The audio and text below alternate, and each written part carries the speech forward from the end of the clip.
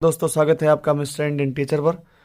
महत्वपूर्ण प्रश्नों के क्रम में कक्षा 10 की गणित का जो चैप्टर नंबर 6 है त्रिभुज, उसके हम महत्वपूर्ण प्रश्न आपके सामने लेकर आए हैं। सबसे पहले हमें ध्यान रखना है कि ये समरूप आकृतियाँ क्या होती है, ये हमें पढ़ना है।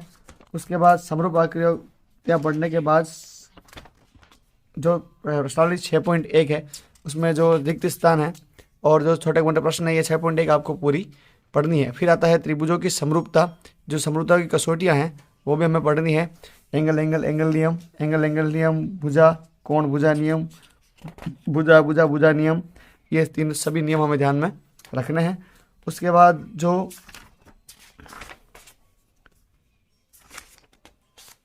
6.2 है, 6.2 में हमें जो सेकंड नंबर वाला क्वेश्चन है वो पढ़ना है पूरा।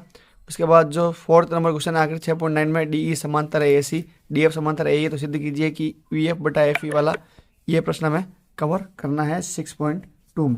उसके बाद 6.2 का जो क्वेश्चन नंबर 9 है, एबीसीडी एक समलंब है, ए बी समांतर डी सी की, ये प्रश्न हमें पढ़ना है।